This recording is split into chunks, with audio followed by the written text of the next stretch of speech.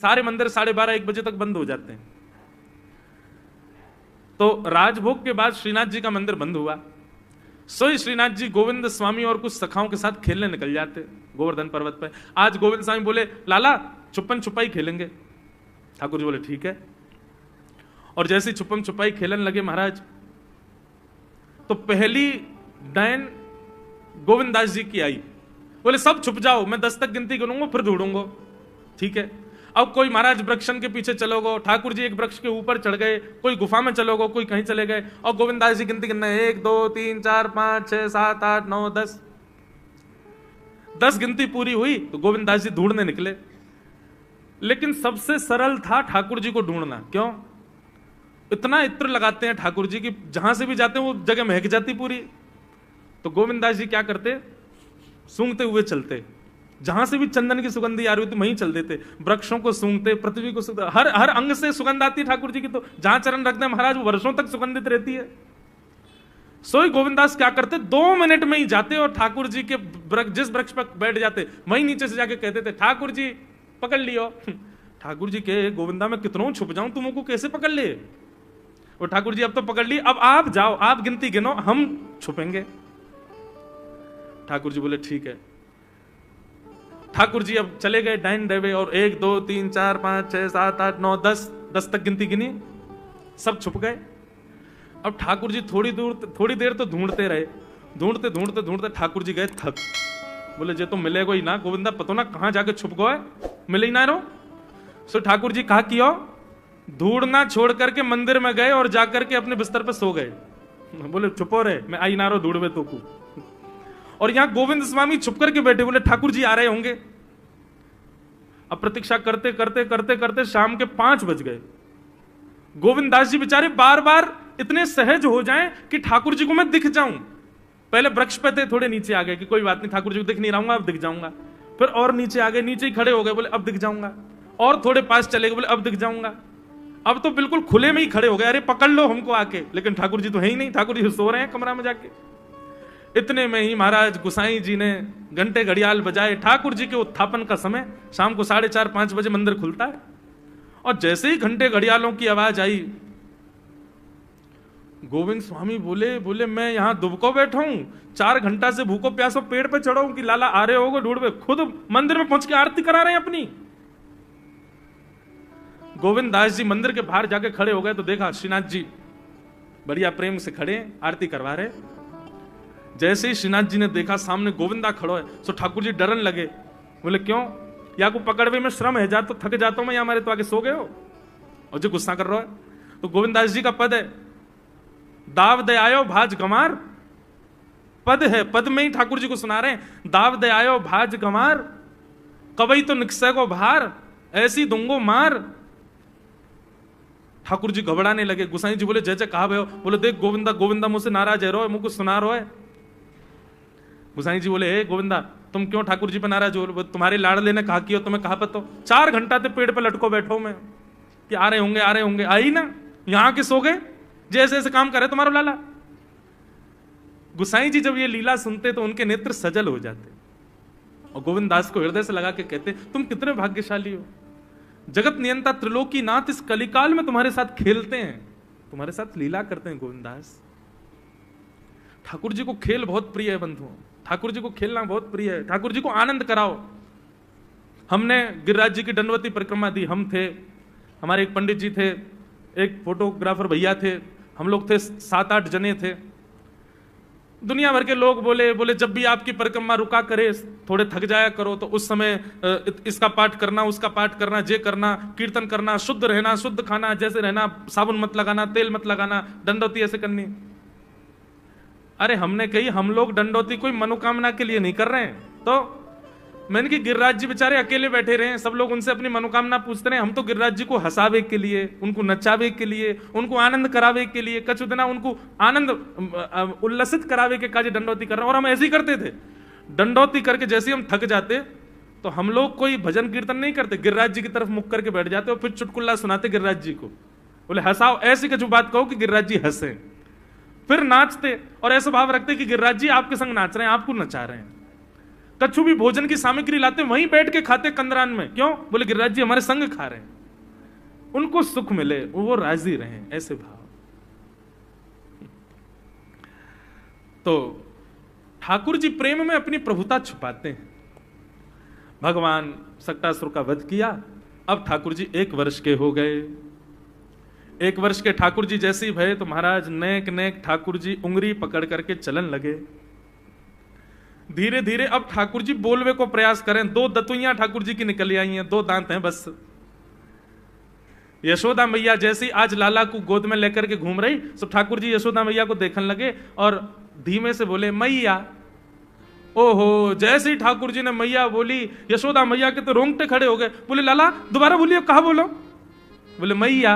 यशोदा जी का प्रिय नाम है कन्हैया, मैया लाल जी को इसी नाम से पुकारती है। ठाकुर जी अब धीरे धीरे 3.5 वर्ष के हो गए, और जैसे ही 3.5 वर्ष के भय महाराज, मानो जैसे उनके शरीर में स्प्रिंग एक्टिवेट हो गई हो। इतना ऊधम मचाते हैं, इतना ऊधम मचाते हैं, पूरी गोकुल की नाक में दम कर रखा ठाकुर जी ने। यशोदा मैया ने लाल जी को नूपुर पहना रखे। सवेरे जैसे ही ठाकुर जी उठते हैं, नूपुरों की आवाज आती है तो यशोदा मैया तुरंत रसोई घर से दौड़ के जाती है लाला के पास। लेकिन ठाकुर जी इतने चतुर हैं, यमुना तट पर जाते हैं और नूपुरों में बालू भर लाते हैं कि कल नूपुर आवाज नहीं करेंगे, सुबह उठ के हम घर से भाग जाएंगे कहीं और, मैया को पता ही ना चलेगी। ऐसा उधम मचा में श्री सुखदेव जी वर्णन कर रहे हैं। श्रृंग्यग्निड्यम शशि जलद्विज कंटकेभ्य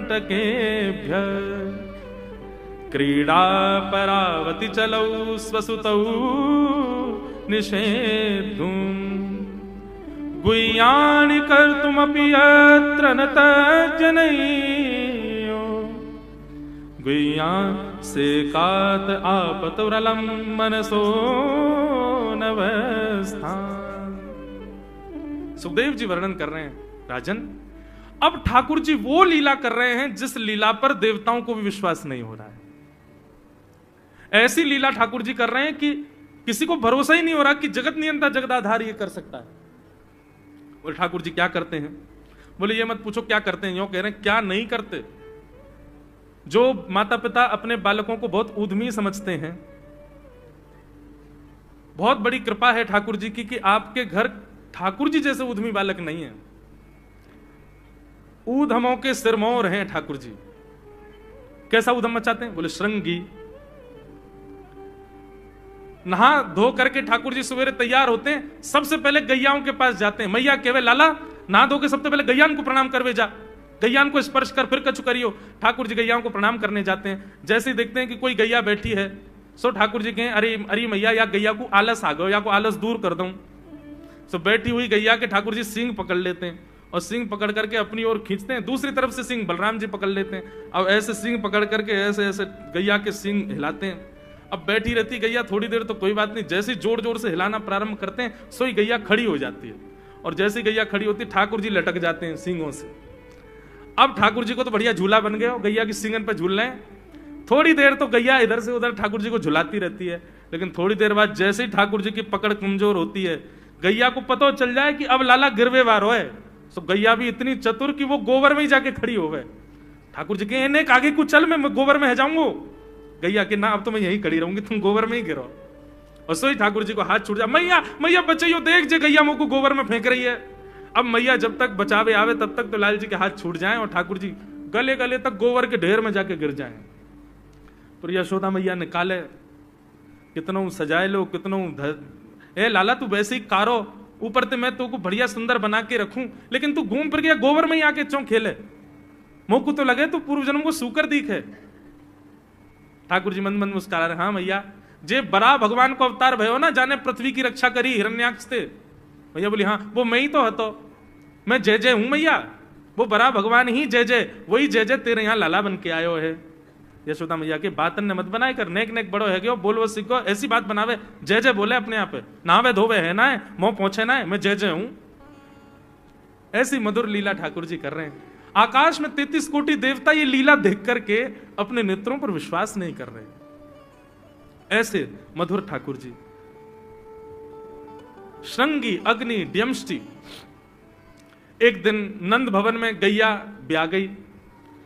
जैसे ही गैया ब्याई, ठाकुर जी जैसे ही गैया ब्याती है तो ठाकुर जी वहीं खड़े हो जाते हैं। और बंधुओं, शास्त्रों में आज्ञा है कि गाय जब ब्या रही हो, बछड़े को जन्म दे रही हो या बछिया को जन्म दे रही हो, उस समय गैया जो होती है वो दो मुखी हो जाती है। एक मुख तो सामने है, और जब जन्म देती है तो बछड़ा या बछिया उसका मुख जब बाहर आता है तो दो मुखी हो जाती है। ऐसी दो मुखी गैया की जब आप परिक्रमा करते हो तो पूरे ब्रह्मांड की परिक्रमा का फल प्राप्त होता है। तो ठाकुर जी का नियम है, नंद बाबा की उंगली पकड़ के खड़े रहे, जैसे ही गैया ब्यावे वारी हो तो वाकू सहलाते रहे, जैसे ही गैया ब्यावे वारी हो, जैसे ही बछड़ा बाहर आवे सही ठाकुर जी वाकी परिक्रमा कर ले, परिक्रमा करके दंडवत प्रणाम करें, वाकी चरण रज को माथे से लगा में, और बछड़ा जन्म ले सो वाकू नवा में दुआ में, वाकू अपने गरे से लगा में। एक दिन ठाकुर जी जोर जोर से रोने लगे। बछड़ा जैसे ही जन्म लियो बछड़ा ने, ठाकुर जी रोने लगे। नंद बाबा शांत करा में नहीं माने, बलराम जी ने शांत करायो नहीं माने। यशोदा मैया गोद में लेके बैठी, बोले लाला का भयो, तू रो क्यों रोए? बोले मैया मेरे संग बहुत बुरा भयो। यशोदा मैया बोली कहा भयो? बोले गैया के बछड़ा ने जन्म लियो। मैया बोली तो वाह बछड़ा को मैंने मुंह खोल कर देखो, वाह के सबरे दांत ने करे आए, मेरे जन्म को 3 साल है गए, अभी तक 4 ही दांत ने करे मैया, बहु टूट जाए दमष्टी रो रहे हैं अपने दांतन को, मेरे दांत चौना ने कर रहे सबरे, वाह बछड़ा के जन्म लेते ही सबरे दांत आ गए, मेरे दांत चौने ही आ रहे हैं। यशोदा मैया ऐसी मधुर बात सुनकर के लाल जी को हृदय से, फिर झूठी झूठी कहती, मैया कहती लाला तू दूध ना पीवे ना, पूरे दिन मक्खन खावे, मक्खन चीकनो होवे, दांत निकले चिकनो है कि सुई पेट में चलो जाए, तू दूध पिए कर। कबहू भड़ेगी चोटी मैया मोरी, कबहू भड़ेगी चोटी, कभी अपनी चोटी पकड़ के रोते मैया मेरी चोटी चौना भर रही। बलराम की चोटी देखो कैसी नागिन जैसी चोटी है वाकई, और मेरी चोटी कैसी है मैया, नेक सी पतरी सी। मैया बोले लाला तू दूध ना पीवे, दूध ते चोटी बढ़े, बलराम में देखिए ऐसा जग भर के दूध पीवे। सो ठाकुर जी दूध को पात्र हाथ में ले में, अपनी चोटी खोल ले में, और फिर चोटी पकड़ करके दूध पी में, और दूध पीते पीते नापते रहे कितनी बड़ी भई की ना भई अभी। ऐसी मधुर लीला ठाकुर जी करते हैं। ऐसी लीलाएं हैं ठाकुर जी की कि उन लीलाओं को सुनकर के जो ज्ञान के मार्ग को नहीं समझ पाते, जो वैराग्य के मार्ग को नहीं समझ पाते, जो ज्ञान और वैराग्य से ठाकुर जी को प्राप्त नहीं कर पाते, वो इन लीलाओं से ठाकुर जी के हो ही जाएंगे। ऐसी लीला है। और क्या करते हैं ठाकुर जी? बोले द्विजकंटकेभ्य, इतनी मधुर लीला है ठाकुर जी की। नंद भवन से सुबह सुबह निकल जाते हैं, और राह चलता कोई भी हो अपरिचित, यदि वो साधु है, यदि वो कोई वैष्णव है, यदि वो कोई भजनानंदी है, तो ठाकुर जी उसके पास चले जाते हैं, और पास जाके पता क्या बोलते हैं? अरे तुम यहां डोल रहे हो? बोले भैया कौन हो तुम? अरे जी सब बाद में पूछी हो, हम तो यूं कह रहे तुम यहां घूम रहे हो, नंद बाबा तुम्हारी मां बात देख रहे हैं, नंद बाबा तुम्हारा इंतजार कर रहे हैं। किसी से भी? बोले काय को कर रहे हैं भैया इंतजार? अरे आपके काजे यशोदा मैया ने 56 भोग बनाए हैं, और यशोदा मैया तो थाली सजा के बैठी है, आप घर जाओगे तब आपको प्रेम से प्रसाद पवाएंगे, फिर दक्षिणाओं देंगे। अरे जल्दी करो, देरी मत करो, जल्दी नंद भवन पहुंच जाओ।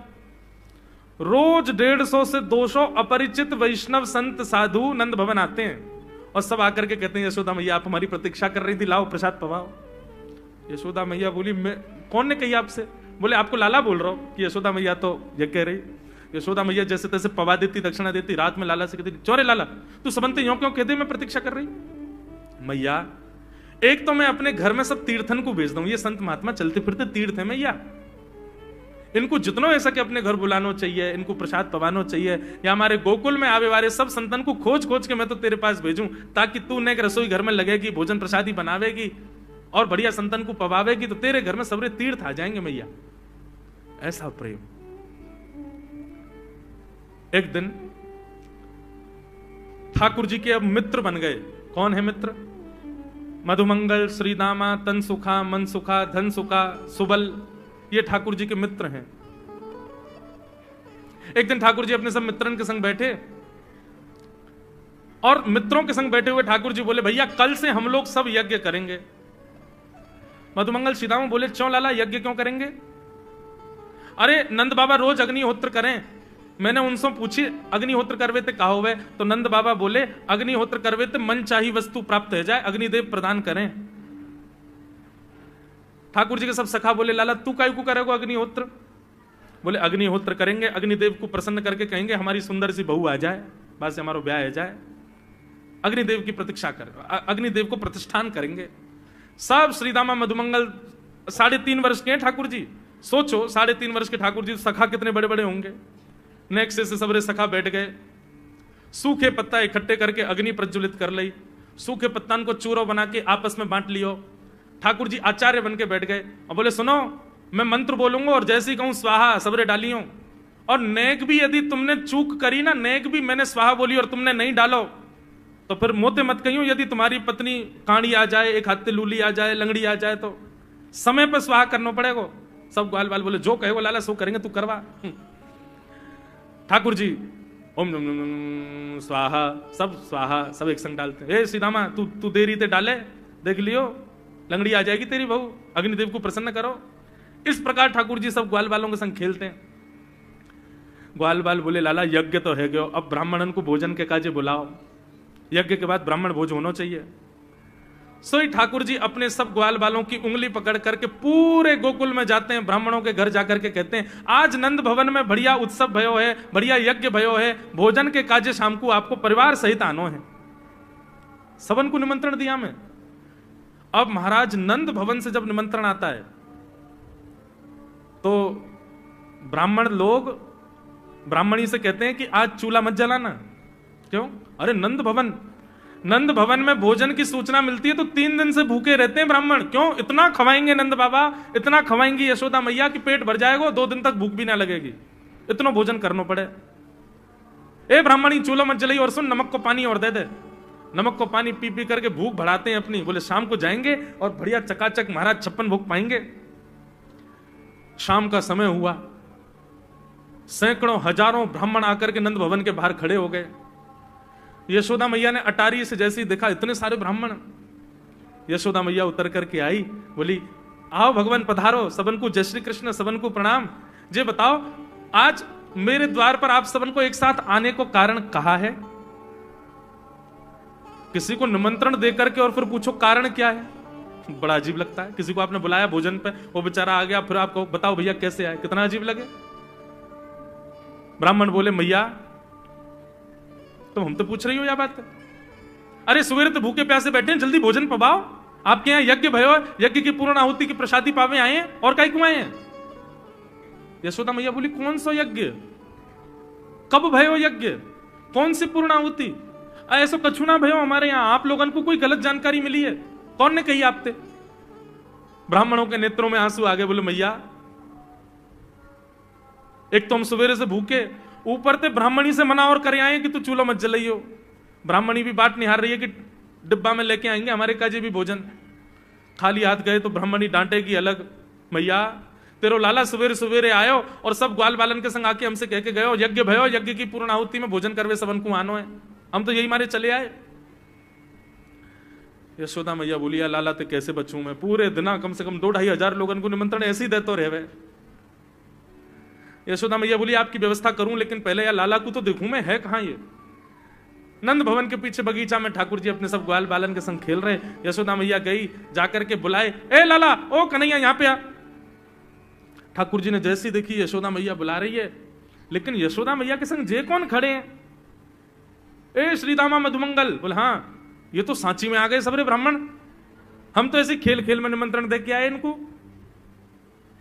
मैया बहुत मारेगी भैया, मैं अकेला नहीं जाऊंगा, तुम भी चलो मेरे संग, यदि मुंह में एक थप्पड़ पड़ो तो तुम मुंह पड़वाऊंगा, मैया बहुत मारेगी आज। और मधुमंगल श्रीदामा जबरदस्ती उनको हाथ पकड़ के ठाकुर जी ले गए। हाँ मैया बता कहा कह रही? मैया ने कान पकड़ो, अरे लाला जो जो बड़ो है तो जा रहा हो, तेरे उधमन की सल ना है पड़े। कहा क्यों तेने? बोले कहा क्यों मैंने, ये सब कौन है? मुझे का पता कौन है, मैं ना जानू मैया इन्हें। बोले जे सब रे ब्राह्मण है हमारे गोकुल के, और सब यूं कह रहे हैं तेने इनके घर जाके इनको सबन को निमंत्रण दियो, यूं कहीं हमारे यहाँ यज्ञ भयो आकर के आप सबन को भोजन पानो है। भैया तेरी सौगंध खा के कह रहा हूं, मुझको तो जेव ना पता इनको घर कौन सी गली में, झूठ बोल रहे हैं सब रे, मैंने निमंत्रण ना दियो। ब्राह्मण सब बोले मैया देखो कैसे सफेद झूठ बोल रहे हैं आपके आगे। मैया बोली सच बता तेने निमंत्रण क्यों दियो? तब ठाकुर जी बोले मैया बताऊं? बोले बता। बोले हम खेल खेल को यज्ञ कर रहे वाह यज्ञ में सामग्री नहीं, वाह यज्ञ में मंत्र बोलवे वाले भी ना है, वाह यज्ञ में कोई ब्राह्मण भी ना हो, हम आपस में ही सब यज्ञ कर रहे। भाई यज्ञ के बाद ये मधुमंगल बोलो ब्राह्मण भोजन होना चाहिए, तो हमने इन ब्राह्मणों को न्योता दे दियो। मैया बोली अब ये ब्राह्मण आगे कहां पवाऊं? बोले मैया देख सीधी बात है, यहां में ज्यादा चिंता करने की कोई बात ही ना है। जब बिना मंत्र के, बिना ब्राह्मणन के, बिना यज्ञ सामग्री के हमारा यज्ञ है सके, तो ऐसे ये भी खाली दोना लेके बोलते हैं हाँ भाई रसगुल्ला बहुत बढ़िया बनो है, ये देखो ओ हो मोहन थार तो बहुत ही बढ़िया बनी है, सब्जी तो पूरी कितनी बढ़िया लग रही है, खाली पत्तल लगा दे, खाली दोना लगा दे, और भाव से ये लोग भी पालेंगे है क्यों भोजन, भाव को यज्ञ भाव को भोजन। ब्राह्मणों को बंधुओं गुस्सा, ठाकुर जी की लीला पे किसी को क्रोध नहीं आता, सब हंस जाते। पर यशोदा मैया आधी रात में रसोई बनाती है, सब ब्राह्मणों को पवाती है, और इतना बनाती है कि उनके घर भिजवाती है। मैया बोले लाला इतना काम करावे, बोले मैया तू बैठी बैठी ना मोटी है गई है, हमारे मुंह को लगे तू पूरे दिन लगी रहकर रसोई में कचू कचू बनाती रहकर। ऐसी ठाकुर जी की मधुर लीला। बंधुओं, भगवान ने चोरी क्यों की? अभी तक चोरी शुरू नहीं हुई ठाकुर जी की। अब ये चोरी का प्रसंग कैसे प्रारंभ होता है? एक दिन ठाकुर जी अपने ग्वाल वालों के संग खेल रहे थे, तो ठाकुर जी ने ऐसे खेल खेल में श्रीदामा को धक्का दिया, श्रीदामा गिर गया, बहुत जोर से रोया। ठाकुर जी बोले अरे भैया शांत है जा, लग गई लग गई, अरे ठीक है अब शांत है जा, लेकिन श्रीदामा शांत नहीं हुआ। ठाकुर जी बोले तुम कैसे हो? गोकुल में रहे में हम, गोकुल को मतलब है जहां हर घर में 1000 गैया, उसका नाम है गोकुल। इतनी गैयान को दूध घी दही सब हमारे घर में होवे, अरे खा पी के न बढ़िया अपनी शरीर को बनाओ, खेल खेल में लगती रहे, इतना रोवे को कहा मतलब है? तो श्रीदामा क्रोध में भर के बोला तू तो राजा को बेटा है लाला, तो को मक्खन खावे को मिले, घी खावे को मिले, दही पीवे को मिले, हम लोग तो बेचारे गरीब ब्रजवासी हैं, हम लोग जितना दूध घी दही बना में सब कंस के लोग ले जामे हमारे यहां से। कंस ने ब्रजवासी के ऊपर कर लगा रखो है, टैक्स लगा रखो है, कहा कि प्रत्येक ब्रजवासी को इतनो मटका भर के घी दूध दही सब मथुरा भेजना पड़े, हम लोग घर में ना रख सकें, क्योंकि कंस के सिपाही जब आके हमारे घर की तलाशी करें, यदि इतने मटका हमारे घर को प्रसारित हैं, वहां से ज्यादा यदि हमारे घर में मिल गए तो मृत्यु दंड होगा हमारा। समझ रहे हैं बात? कंस ने पूरे ब्रजवासियों को कह रखा है कि हर घर में 4 मटकी से ज्यादा नहीं होनी चाहिए, उससे अधिक आने वाला दूध घी दही ये सब मथुरा भेजना है। और यहां हर ब्रजवासी के यहां 1000 गैया, और 1000 गैयाओं का जितना दूध घी दही होता है उसमें से 4 मटकी केवल घर में रहती हैं, बाकी सब मथुरा भेजना पड़ता है। या हमारे लाला हम लोगन को खावे पीवे को ना मिले, तू तो राजा को बेटा है, तेरे नंद बाबा तो गोकुल के राजा हैं, या हमारे तो को तो खूब छूट है, हम लोगन को छूट ना है। ठाकुर जी बोले ये बात है? बोले हाँ। ठाकुर जी बोले मेहनत करें हम, गैया को पालें हम, गैया को घास खवाएं हम, गैया की सेवा करें हम, और दूध पीवे को वो राक्षस कंस। अभी तो मैं छोटा हूं, मेरी बात कोई मानेगा नहीं, लेकिन प्रलय तो अब तक लानी पड़ेगी। और कैसे लाएंगे? बोले राजी राजी यदि मक्खन दूध दही नहीं मिल लो तो चोरी करके खाओ, हमारो ही मक्खन है, हमारो ही दूध है, हमारो ही दही है, लेकिन अभी हम बालक हैं, हम ज्यादा कछु बोलेंगे हमारी कोई बात मानेगो ना। लेकिन ये सद वस्तु कुपात्र के हाथ में नहीं जानी चाहिए। राजी राजी नहीं मिलता तो चोरी करके खाओ, जब कर देवे को नंबर आवेगो तो सब पूछेंगे भाई कहां गए मक्खन दूध दही? बोले घर में तो है ना। बोले तो कहां गए? बोले चोर चोरी कर ले गए। और यही भाव से हम ब्रजवासी को खावे पीवे को मिला करेगो। मधुमंगल श्रीराम बोले लाला तू जो कहेगो सो करेंगे, लेकिन चोरी नहीं करेंगे। ठाकुर जी बोले तो ठीक है, कल से तुम लोग अलग खेलो, मैं और दाऊ दादा अलग खेलेंगे, हमारे संग मत खेलना। मधुमंगल सीताराम बोले अरे लाला तू ना जाने, मैया यो के लाला जो चाहे करियो, चोरी मत करियो, चोरी करवे तो ब्याह ना होवे। ठाकुर जी बोले ब्याह की पड़ रही है तो है ब्याह ना होवे।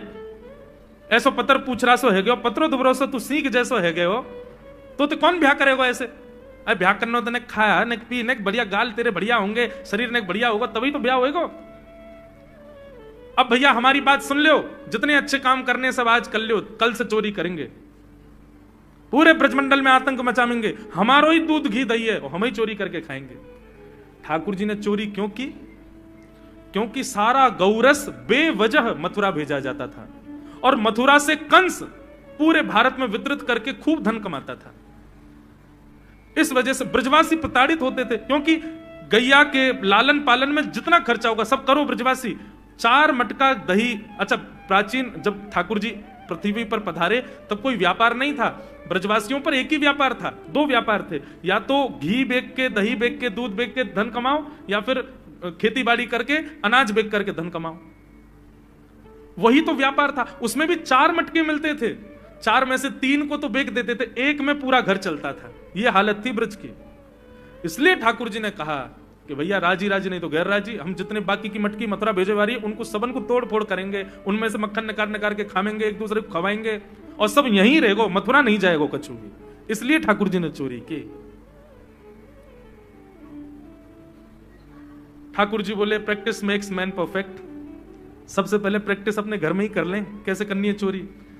अगले दिन ठाकुर जी सवेरे उठे और देखने लगे यशोदा मैया देख तो नहीं रही, और ठाकुर जी चुपचाप गए महाराज जहां पर सारे मक्खन दूध दही रखे, वहां पहुंच गए गौरस भंडार में।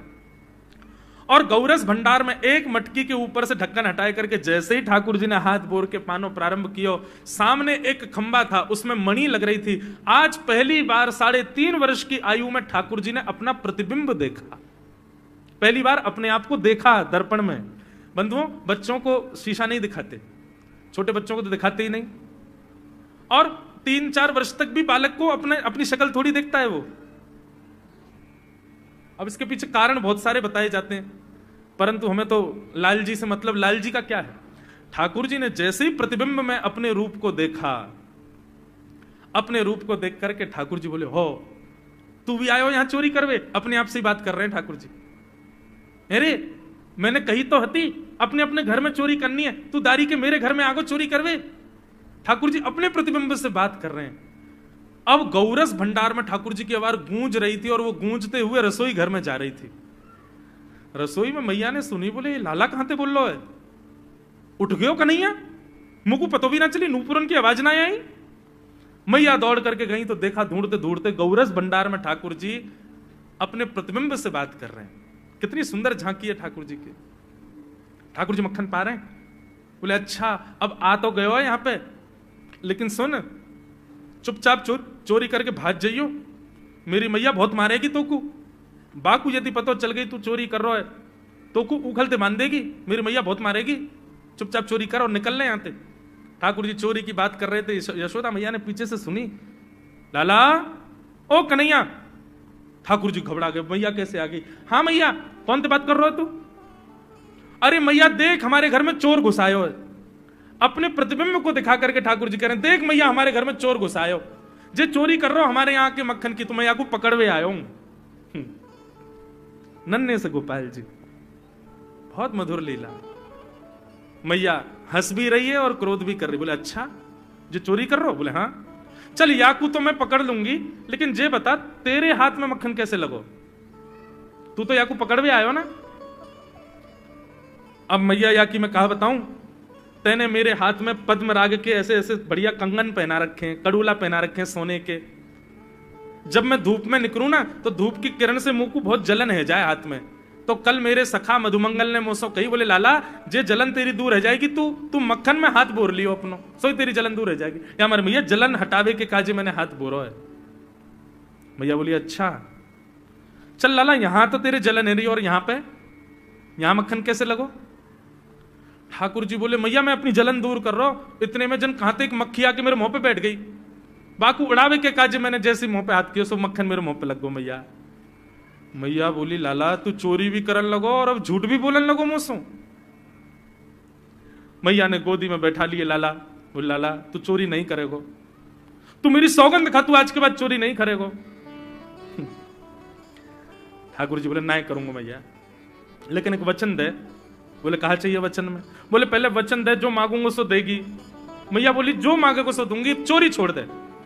बोले सौ खाऊं पर घर ना जाऊं मैया, अब ना करूंगो चोरी। अब ना करूंगा मैया, पर सांची कह कब लावेगी मोकू तू दुल्हन गोरी। मैया मैं चोरी छोड़ दूंगा, आज तो ही बंद, पर जो बता मेरा ब्याह कब करावेगी। मैया बोली लाला तू अभी नेक सो तो है, छोटो सो तो है, नेक बड़ो है, जा फिर तेरा ब्याह कर दूंगी। और ये ब्याह ब्याह की तू कौन सिखावे तो को ब्याह की बात? बोले मैया ये श्रीदामा मोकू भरतो रहे पूरे दिन, तू ब्याह कर ले, तेरी उम्र है गई, बुढ़ापा आ जाएगा। मैया बोली या मधुमंगल है तो मैं बताऊंगी, है 3.5 बरस के छोरा तो कह बुढ़ापा आ जाएगा। अभी अभी खड़ो है वो सीखो, अभी बोलना सीखो, यानी दांत भी पूरे नए आए और ब्याह की बात करे। बोले मैया मैं यूं थोड़ी कह रहा हूं, मुझको बड़ी बहू लिया, छोटी सी लिया, इतनी बड़ी लिया कि जेब में धर के मैं गैया चरा भी चलो जाया करूं, ऐसी बहू लिया मुझको। मैया बोली कैसी बहू चाहिए तो बताइए ने, और तू जाने बहू कौन थे के?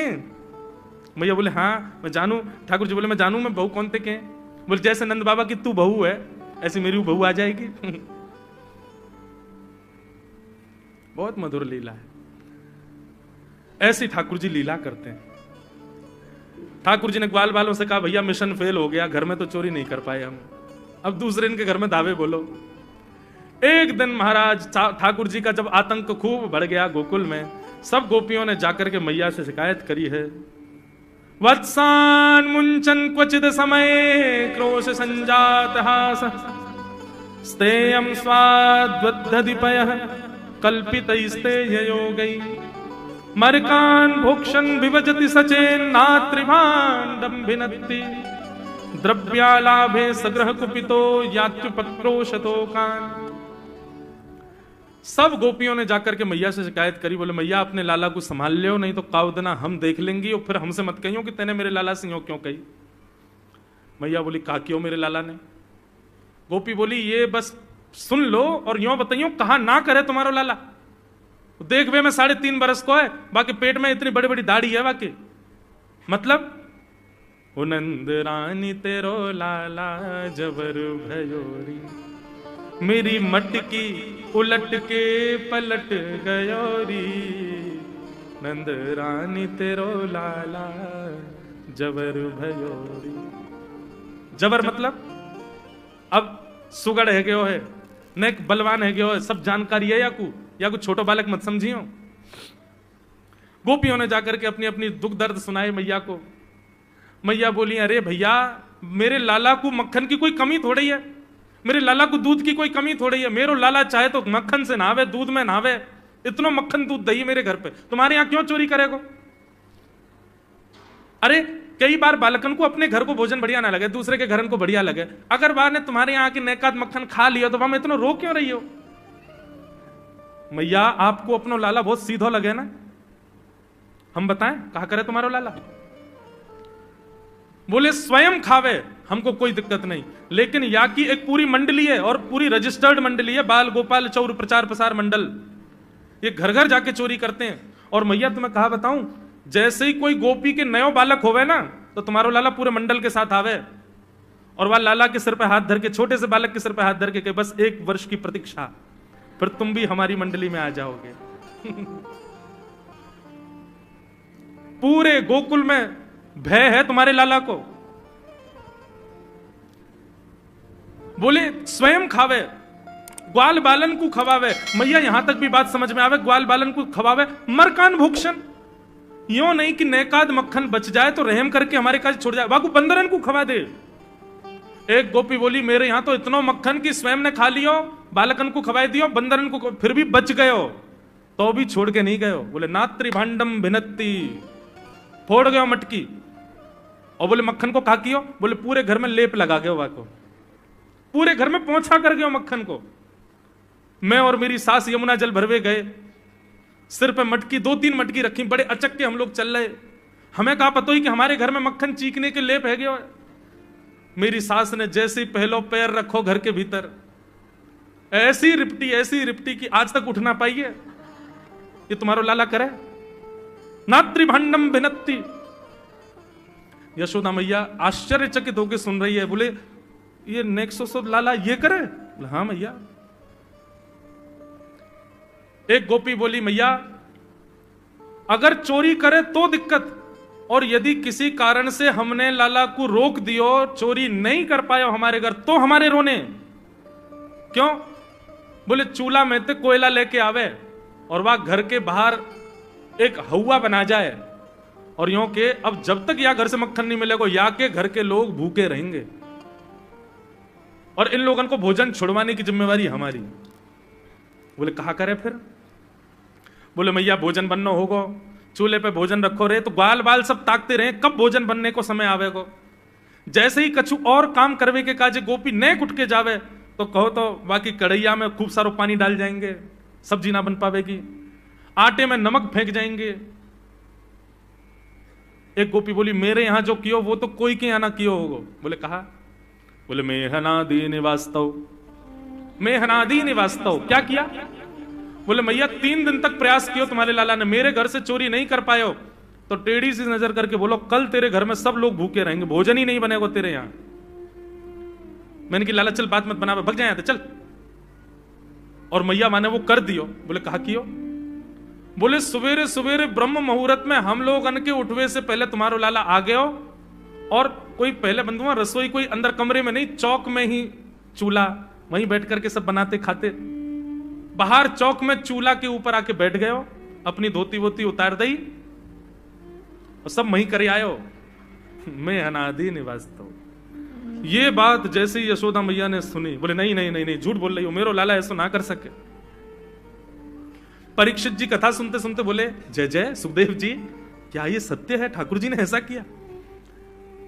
सुखदेव जी कहते हैं कुछ बातें सत्य हैं, कुछ गोपियां जबरदस्ती लगा के बोल रही हैं कि कहीं मैया डांटवे के काजे लाला को हमारे सामने बुला दे और हम लाला को दर्शन कर लें। ये गोपियां उल्हाने लेकर के लाला को देखने आई हैं। इनमें से कुछ बातें तो सत्य हैं, पर ये सब बातें इतनी सत्य नहीं है। ये सब तो जबरदस्ती गोपियां बोल रही हैं। क्यों? ताकि मैया नाराज हो जाए और लाला को हमारे सामने अभी डांटे तो रूठे भय लाला को मुख हम देख लेंगे। बहुत सारी लीलाएं हैं, मैंने कई तो अभी बताई नहीं है। इतने मधुर मधुर लीला ऊधम करते हैं ठाकुर जी। इस प्रकार ठाकुर जी पूरे ब्रजमंडल में गौ रस को चोरी करते हैं। वास्तव में मक्खन नहीं, ब्रजवासियों के मन को चुरा रहे हैं ठाकुर जी। सबकी एक ही आशा है, श्री कृष्ण श्री कृष्ण श्री कृष्ण। सुबह से शाम तक पूरा ब्रजमंडल केवल कृष्ण को देखने के लिए जीता है। ऐसी ठाकुर जी की मधुर लीला। एक दिन ठाकुर जी ने कोई लीला के माध्यम से घर की मटकी फोड़ दी, तो मैया ने पकड़ के ठाकुर जी ऊखल से बांध दिए। जैसे ही मैया ने ठाकुर जी ऊखल से बांधे, मैया तो चली गई, ठाकुर जी खिसक खिसक के आगे गए और 2 वृक्षों के बीच से जैसे निकले, स्पर्श करते ही दोनों वृक्ष टूट के गिर गए और कुबेर के पुत्र नलकुबर और मणिग्रीव प्रकट हो गए। दोनों ने भगवान की स्तुति गाई कि वाणी गुणानुकथने